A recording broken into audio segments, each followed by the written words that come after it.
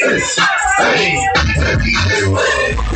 cooking from the bottom of the map. Got a 50 round clip on the bottom of the strap. Hey. Y'all ain't no dirty.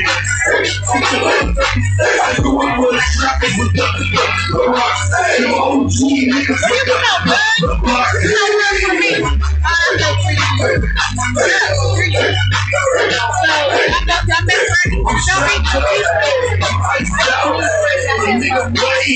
It's like that. Swerving through traffic with them goons behind us. You better have your crew. You gon' need help. Old gun strapping, I ain't talking seatbelts. Red cross, nigga, control blood. Whole team got choppers like a fight club. I get mad, I just get money. And laugh at these fuck niggas cause they so funny. All the gangsters do is steady pressure. 45 with the Gucci tap on that. Young cooker from the bottom of the map. Got a 50 round clip on the bottom of the strap. Hey.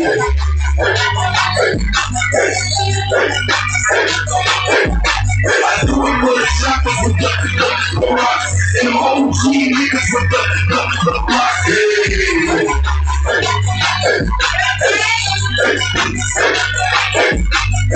I'm on fire, it's out of control. Competition hoping stop, drop, and roll. Like I had a flame for this gasoline. Set the city on fire, that's on everything. Around like I got a grip in my hand. That's about 10 stacks, I got work in my pants.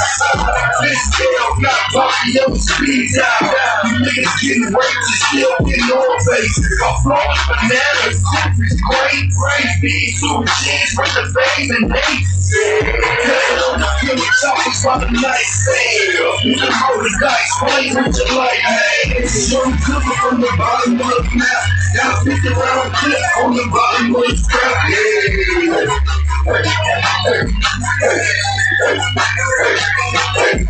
I do it with the choppers with the rock.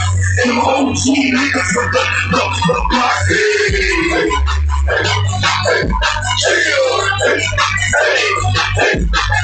All that stuff, you just want to see breath.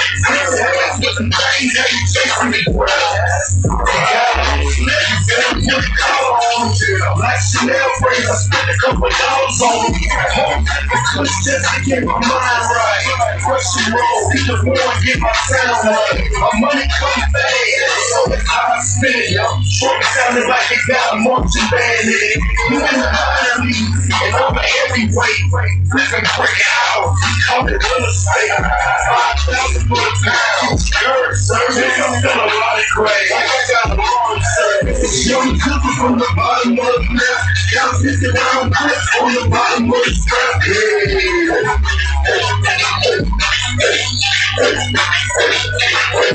I do it with the trappers with the rocks. And them OG niggas with the block. You're in the mix with your DJ's favorite DJ. I love things about Where y'all want the experts at? I love the way They want to sit there, they can sit there, we want them to I love the way she I'm like, he's the shit. Whoever that is the shit. So we set it up. He ain't had enough on it. Is that voice from the band? all I do is fall, tell them all down. Don't stand me down, see you downtown. I let you shit on the shoe, be sorry. Work some shit, make my baby go on. Fuck it, try to see you know, they don't put you on the cards. I didn't go home with my dollars and go. Really watch my home, really watch the return. We still not on the show. We don't try to have done, nigga, go out. Down with us, we don't try to look up, we don't turn it out. I'm complaining about it. We got three of them, we do it. I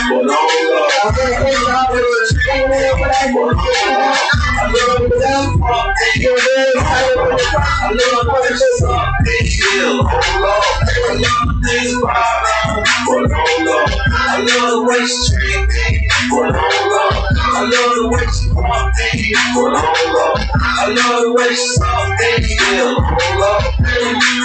love the way she shake like a country. Wanna see me, girl, what you do? I like the shit cool. Hey, I like the way she walk. So yeah, like it's so pretty. Just like oh, so look, I like a lot of bottles. Still, still so cool. Yeah, she might be sharper than the case.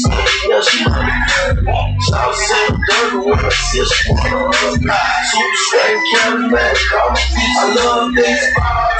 What on love? I love the way she treat me. What on love? I love the way she walk me. What on love? I love the way she suck me. Still on love. I love the things about her. What on love? I love the way she treat me. What on love? I love the way she walk me. What on love? I love the way she DJ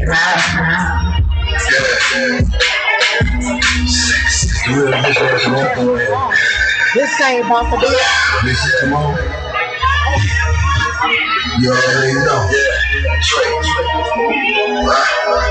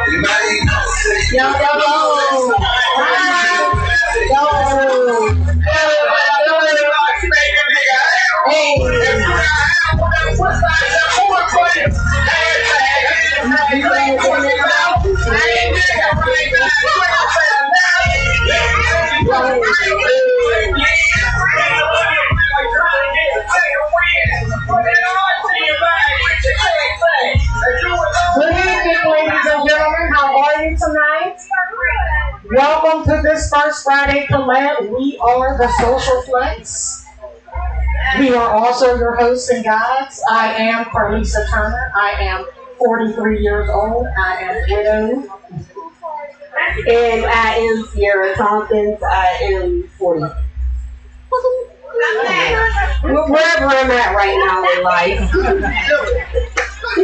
And I'm currently single. Tonight we have a very, very special show for you guys. Again, we are collaborating with First Friday. Miss Nadine, thank you very much for having this birthday twin. We also do have tonight relationship curators. Mr. Freddie and Tanisha Jones. I'm sorry, I just asked them to do it. It's just not clicking today. But we wanted to have this episode because we did ask, like, where are you guys? Where you been at? So, me and Nadine talked a couple of times. She was like, okay, yeah, let's do it. Like, let's finally do it. There's so many people who want to get certain things out and have these conversations. So this is for y'all. So whatever questions you guys want to raise and have an open, honest discussion about, we can do that. We talk topics from relationships to gun safety to whatever. So it's on you guys, for real, whatever you want to talk about. We can open the floor if y'all need us to, but we would rather you open the floor so we can really hear what's on y'all hearts. If you are a follower of the Social Flex, then you know we tackle many topics from mental health to relationships to social issues. We have covered almost every spectrum of relationship. There is from types to dating to consent versus coercion to divorce, marriage. I don't even like you like that. One of my favorites, I hate to admit this, was BDSM, because we've actually had dominatrix come on the show and really give an explanation of what it is and the safety behind it. So that was, I did. That was one of the episodes I really liked. Besides pipes, I like the episode on pipes as well. Do y'all want to start? Anybody out there have anything? A question, a comment, anything? A scenario? And scenarios are always good. Oh, okay. Come on now. So I'm talking here. No. Right. On this side. Come on through. How y'all doing today? Hey. I just wanted to know how many women in this room have been raised to be a wife? And what do you know the importance of being raised? What are the qualifications? And what the responsibilities are, and the importance of it? You want to take this? I thought I did. I think I had a pretty successful marriage. Both of us on this panel have both been married. I am currently divorced, but I am single, so I say that I'm single because that's what I am. I think you should just say divorce. Okay, but I'm not going to do it. I'm not going to do it. I'm not going to do it. I'm single. I'm not going to do it. But for me, I was raised in a household with my grandparents.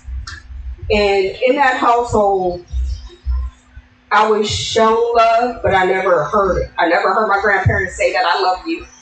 But it was shown every day. My grandma used to make sure my granddad had a meal every day, 6 p.m. every day. Made sure the clothes was washed, made sure the kids was taken care of, made sure the kids were trained. And when I mean like trained, we were trained to be seen and not heard. We were told to do what I asked you to do. Which, and I think today's society, we have gotten away from a lot. When it came to me being a wife, I was at a stage where I was 150% selfless. So whatever my mate needed, I would take care of my mate before myself. So that for me was what it was, being selfless. Like, how selfless can I be generally before I break? Wow.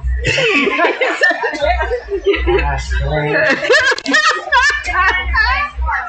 Me, on the other hand, I was raised in a household with 2 parents.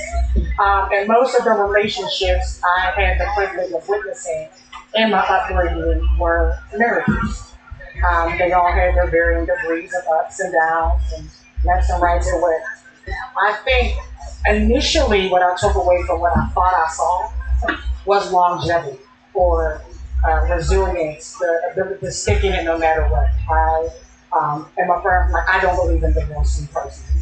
I feel like you don't get to choose your words. When you stand and you took those vows meant something, and if you wasn't equipped to deal with what you said, you shouldn't say it. And that was me though, everybody don't agree with me. That is my position on marriage as it looks. My marriage, I think I had a great marriage. It wasn't without its trauma. But we went in understanding that it was literally till death. So whatever the issues around, we had a duty to work through those together, whatever that looked like, whatever that meant. it took a long time for it to get to a place where we could really have the ugly conversations and start telling the ugly truth to get to the root of a lot of little things that became bigger things over time. But once we were able to do that, it was great until we passed. So, but that is really what I took from it. My mom raised me to be strong. Sometimes I feel like strength is a burden. Man, what? It's very overwhelming and it sucks. I feel like it's ghetto and I don't like it. My father raised me to be self-sufficient, not to be dependent on anyone, but be soft enough to accept dependency when necessary.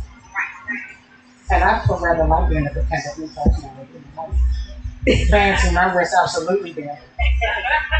But that's me. So for me, those were my takeaways. Take care of the household, take care of the children. I thought being a stay-at-home mom and stay-at-home wife was gonna be the best thing ever. It wasn't. It definitely wasn't. But I did it. I did that because that's what was necessary to sustain the life I chose. So I want to ask the relationship of Corey. What do you guys think of that question? I'll bring the mic up.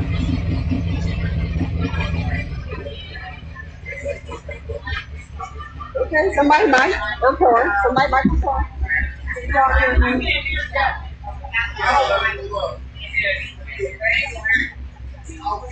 I think he turned you up a little bit. Oh, okay. Can you all hear me now? A little better. I definitely agree with both of you said as far as your experience. My experience is very similar to, I'm sorry, I can't remember. Sierra's, where I grew up with my grandparents. My parents were divorced, but my grandparents were definitely old school.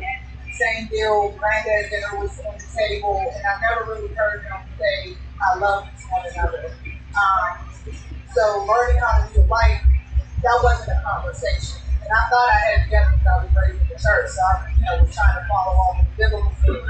And then once we got married, I realized, and still hasn't realized, what I thought I knew, I don't know. And there's a lot of big learning and unlearning that I need to do so that I can ensure our daughters move different things as well. So I definitely think it's a learning curve for everyone. And it just takes time and willingness to be willing to do what it takes to be in a relationship. Since I'm down here, does anybody else have any comments or anything they want to say on this topic? Since I'm down here. Gentlemen. How's it going, everybody? It's good to see y'all here. Nice to see y'all out. I have a question for the panel. Before you're married, do you believe a man or a woman should play the part of a husband or a wife before they're married? To me, it's like being in a play. You want your part, you might as well rehearse before you get into the play. So get all this. You want your part, right? Isn't that what you want? So you might as well get your part right before you get into the play. Do you want to answer this question? Wait,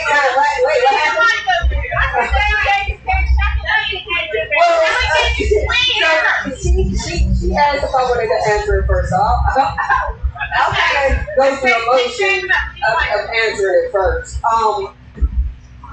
In my situation, yes, we shacked up first. So yes, I was already doing all of those duties, but I thought I walked into a relationship doing those duties because that's what I seen. I seen the women in my life take care of, feed, take care of. The reality of it is I seen them take care of, in whatever capacity that is. Cause he got it. Why wouldn't you? What you mean? Wow. Indeed. So I found myself doing a lot of those things, and also like whenever my companion was down, I played the role of picking them up, whatever that was. You need some bread? Here you go. You need to use my work? Here you go. You need to do that? Here you go. So for me, yeah, I played those roles, but it's not to say that that was the right thing to do. It wasn't to say that that's something that I shouldn't have done with like within boundaries.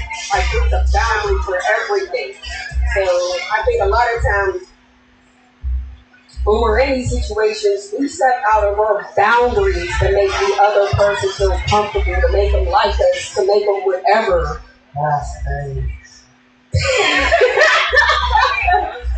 Not going on. So, I mean, it's not far-fetched, though. There are a lot of women who step out of their boundaries and men who step out of their boundaries because they like someone.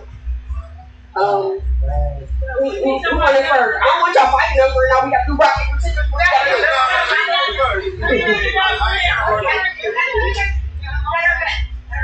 Okay. I think when it comes to marriage, you gotta look at I think when it comes to marriage, you gotta look at what stage of life that you're in. How I am at 20 is going to be different than how I am at 40. Like for me and him, we got married later in life. So we were established. We knew what we wanted in our relationship. Did we have a traditional marriage? No. I'm not going to have dinner ready at 6 o'clock. I'm not getting off till 6 o'clock. But he might have dinner ready for me. Like, it's a partnership. So I think we have to kind of stop looking at marriage like it was for our grandparents. Because life is different. You know what I mean? It's totally different. You need 3 incomes in a household. You might not have that 6 o'clock meal. You know what I mean? You might have, the husband might have to be able to take care of the kids. So you got to look at what's best for you and where your boundaries at, what you accept. And as far as what he said, as far as the rehearsal, I knew when we got in this relationship, I had a limit. Like, I was already in my 40s. If this man wasn't ready by year 3 or 4, I needed to step away because I was tired of giving people my time. And he had a limit on his part too because that's what he was looking for. But again, we were older. So you got to look at where you're at in your life and your maturity level. So before you pass the mic, I just want to say something. I want to say that to his question, that I feel like things happen in stages. In the beginning is getting to know you, getting to know all about you. You're cool, you're cute, you're fun. I kind of like you. This is cool. And then as things progress, the dynamics shift and change. Now, if you reach a point in your relationship and you're in the courtship phase, because dating and courtship are 2 totally different things. We covered that also on the podcast. You can run those episodes back on YouTube anytime you want to. But dating and courtship are 2 different things. So if you've reached the courtship portion of your relationship and you decide that you want to move in together premarital, then yes, you are going to get an audition of what the relationship will look like post-marriage. But if you are living in 2 totally different, my mama used to say, you don't know nobody until you live with them. So if all you know of that person is when y'all link together, then you have a snapshot in time of who you believe this person to be. You're definitely not going to know for sure if this is somebody you can tolerate long term if you have not spent some significant time cohabitating. So auditioning is cool if that's where you at. If that ain't where you at, then who's auditioning for what? So, but this gentleman here wanted to respond to what his wife's statement was. So I'm going to give him the floor. This is going to be cool, right? Well, on the gentleman's statement, I think it's a situation where you have to understand that wherever you at, you have to build yourself up to be the wife or in that situation way before you get into it. The same thing with the man, he has to build himself up to be a husband way before we get into it. So now when you guys get together, it's not an audition thing, it's a situation where you're dealing with understanding that we're going to hit some bumps because we've been separated. We've been separated in 2 different homes, now we're in 1. So it's going to be a separation, and in that separation, you're going to have to build together. So I don't think it's a play per se. Or, That's what he said. I understand that. I'm just looking your way because you're a focus.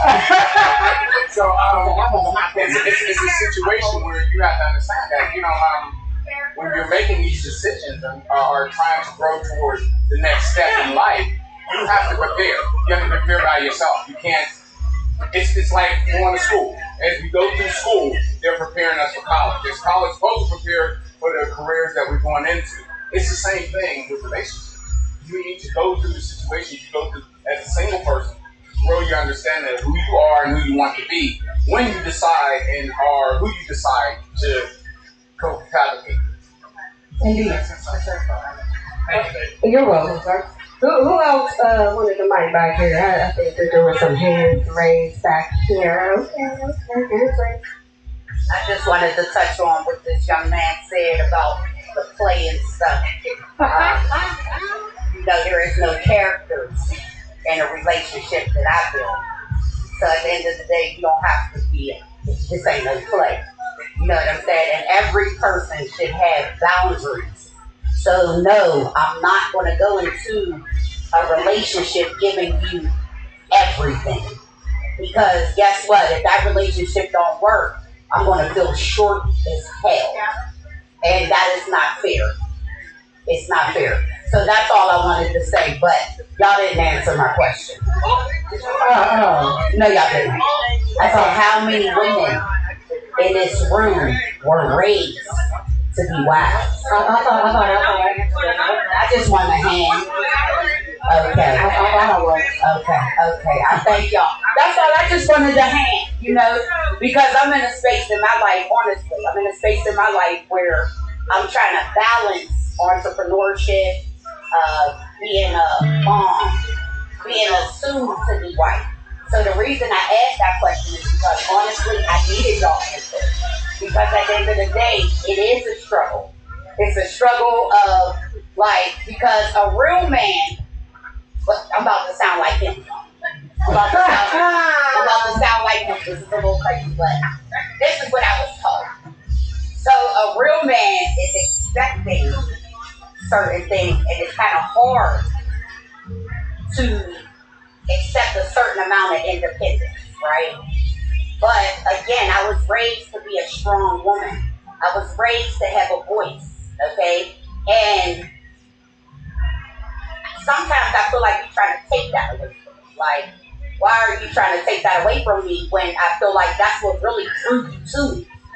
So at the end of the day, it's kind of, no, here's the crazy part. It's kind of like a backward statement when a man starts talking to you about these topics, because then they want you to kind of dumb down. I don't know if it's dumbing down so much as there's a time and place for everything. So when you meet a man that you aspire to marry, in my opinion, I would say that you're looking for balance. The beauty of marriage is balance. Where you're weak, he's supposed to be strong. And where he's weak, you're supposed to be strong. And you're supposed to support each other and build a life with each other that is sustainable and comfortable, you know what I mean, and happy, healthy. So being strong does not mean you have to over advocate your point about things. It's okay to have a point of view. The delivery becomes important. There's a way to say, babe, I didn't like that. Instead of saying, why the fuck would you do that? Like, what was you thinking? Like, you don't have to get to that's not strength. Okay, you understand what I'm saying? There's a way to stand true in who you believe and still be considerate of the person you're choosing to be with. There's a way to have your entrepreneurship and to have the home and the husband, and to do that together and to come up with a plan and a structure for how that works for everyone. So I just want to. That doesn't happen the first time. I'm on my second marriage.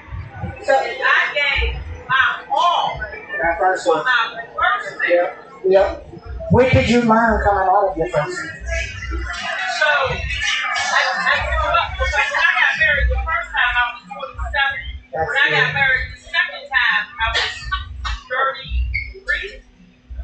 I think I was like 33 when I got married. But my first husband, I gave him my all. feel that. So when I got into my second marriage, I still had like a wall up. But through everything, like through the trials and tribulations, we just been married 20 years a couple weeks ago. Congratulations. That is awesome.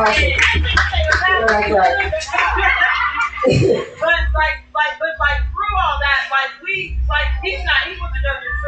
But we had to mature together. We had to compromise. It was like we grew up together. Like it started all over again for me. You know, so like when people say, "Oh, I want to get married," but why do you want to get married? Why do you want to do this for the rest of your life? Because I didn't believe in divorce, but I had to divorce my first husband which I don't want to disclose. But in the second marriage, I'm not leaving him. He's not leaving me, and we're gonna figure this out. We're gonna make this work. And that's what I think. I've been drinking this morning, so I'm okay. So I want to touch on. So I feel like I'm ranting. No, we understand what you're saying. So I want to touch on a couple of things that I've heard throughout the time. I'm gonna go this way. So one of the things that I heard is character. We're gonna play this character. In a relationship, that's how it starts out. We never start out as our true self. We always start out as a character. That's crazy.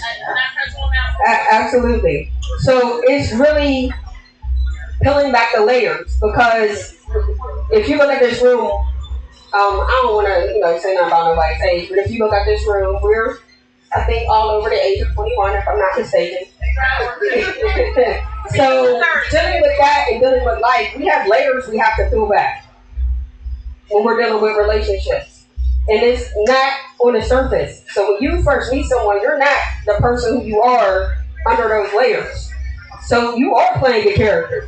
They do have to peel you back and peel you back and peel you back and maybe tear down the wall and take a guard down and peel you back some more until they get the real you. Now that may take a month, it might take months, it might take years, but it's how long are you going to stay in it and work on it? Sometimes, unfortunately, we do go through things like divorce.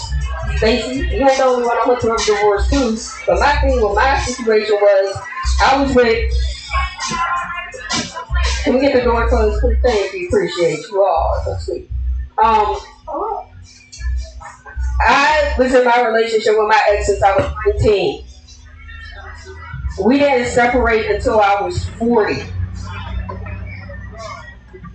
So we grew together, we learned some things together, but in that I learned about me as an adult. I'm not who I was when I met you at 19. I'm not who I was when we got married at 23. There were conversations that I had with different people, therapists, and things that made me build up certain things like boundaries. I didn't know what a boundary was when I was 19. Nor did I know what one was when I was 23. It didn't take me until I was 30 to learn what a boundary was and how many times people were stepping on those boundaries. And once I brought boundaries up, my whole family was like, what is that? Who is this person? Where did she come from? So that in some ways, because to me, I felt like a lack of respect. So that is what led to a lot of my situations. I'm gonna get a mic to say so you can drinking. You can like So it is a character. So I don't know how many people know like my story, but when I met Todd, I was thicker than thick. I played that part. I should have got an Oscar. House was clean. I didn't cook. I didn't clean. I talked to my kids like, oh, Charles, please don't do that. I'm going to put you in timeout. That's not me. If y'all know me, y'all know I cuss all day like a sailor. He came to the house. I had all this food cooked. Y'all know I ain't cooking. I tried. So you definitely play the part. You are a character in a play. And he pushed back all that. He peeled back all the layers to get to where we are today. And he stood by me because my ex-husband told me, nobody's going to want you with those kids. Nobody's going to want you with that new baby. When I met Todd, my son was 2 weeks old when I met him. And he stood beside me. My kids is old right now. But he stood beside me through thick and thin with the kids to the point my son was like, oh, you're not my dad. You can't tell me this. You can't do that. And he hasn't went nowhere. So it's definitely when you meet somebody, you're thick as fuck when you meet that person because you're trying to put on a show for that person.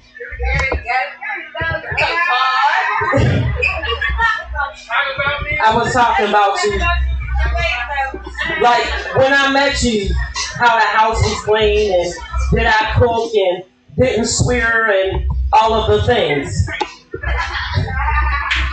And then he realized that that's not me.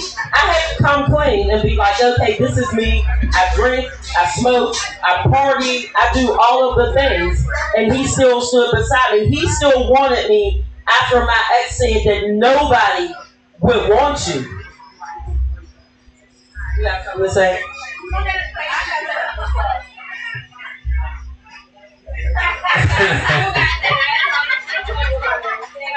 Hey, put me on the spot, yeah. That nigga didn't know what he had. I know that's right.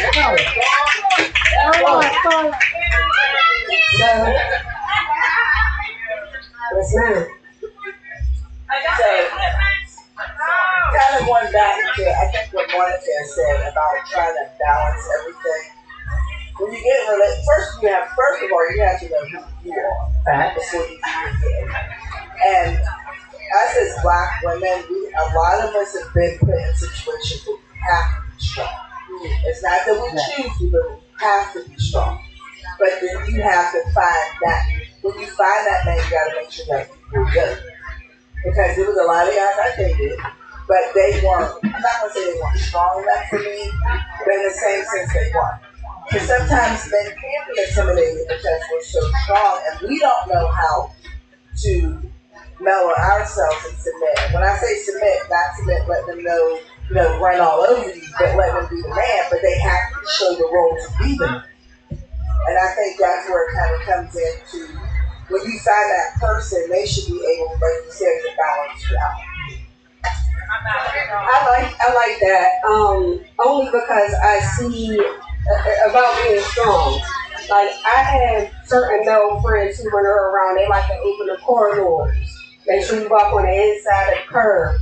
And for me, that's unknown in certain circumstances. It's like when you ain't here, I gotta open the door by myself. Anyhow, right? So it's here, so your rest should be that's all I'm saying. So it's just getting used to it. And sometimes I know that can be what's the word I'm looking for? Frustrating for a man. If he happen to be like, yo, I got it. Yo, I got it. Yo, I got it. Yo, I got it.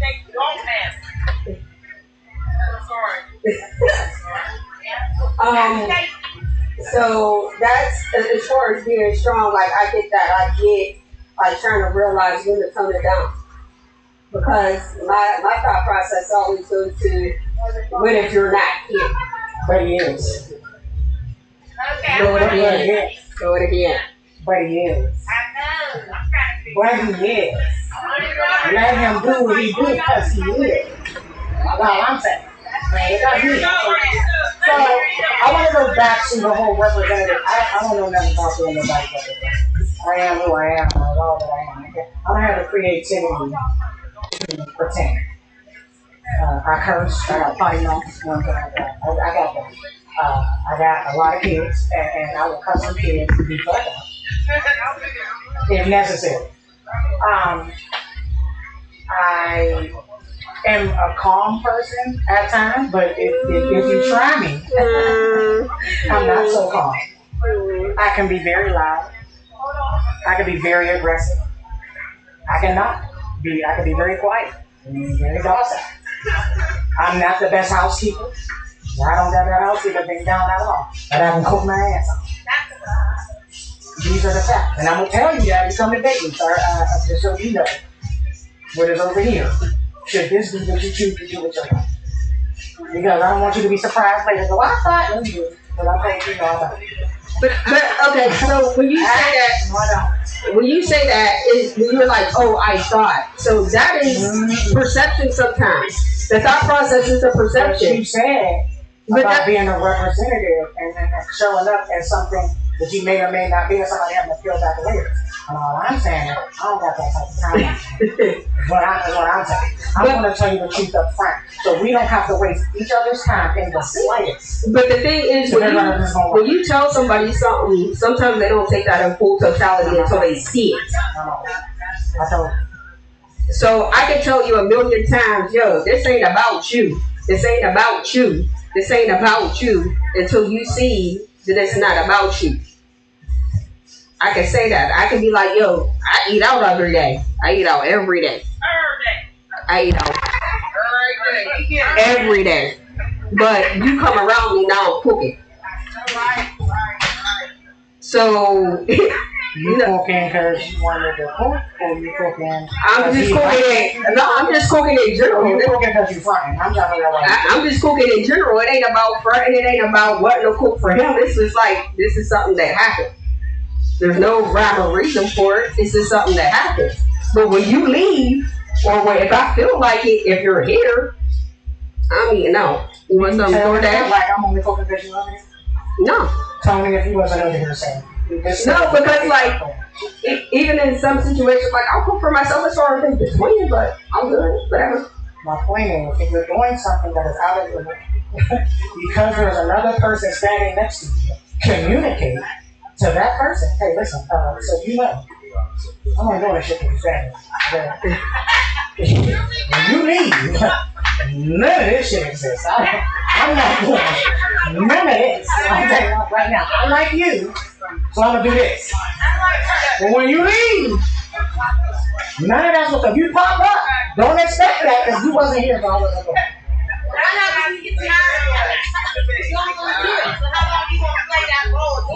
But again, communicate that that's not who you are. Don't be afraid to say, this ain't me. I don't be caught.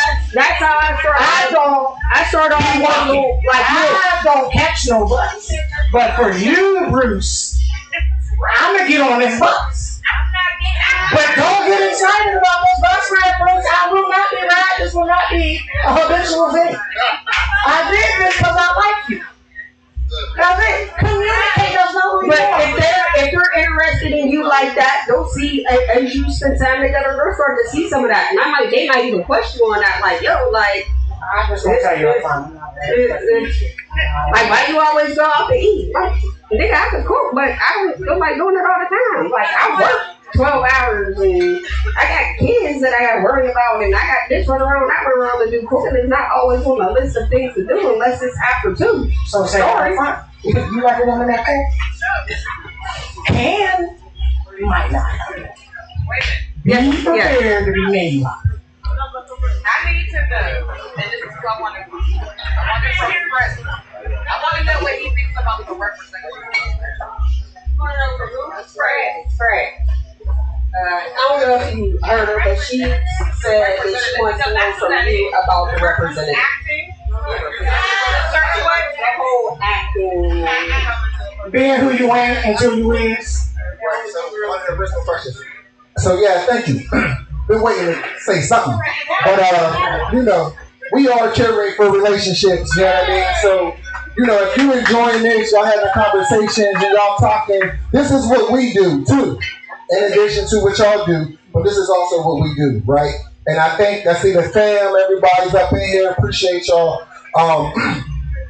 But yeah, I got a lot to say. But what was y'all talking about as far as the characters and the representatives? Listen, like the whole thing is about growth. You know what I mean? So when you come into the relationship, you gotta come in who you are. So there's no like faking, no, because who we are today is not who we're gonna be 5 years from now, 10 years from now, 15 years from now. So off topic, you come in, the problem with relationships and the singles and why we can't make it happen is because everybody's being fake and giving their representative. That's the whole problem. If you come out and be who you are, then I can see who you are and I can see, does this work for me or not? And in that moment, if it works, then we can see what happens in a year, in 2 years, in 3 years. Then I might say, hey, this ain't working. This is not what's working for me. You talked about communication. These things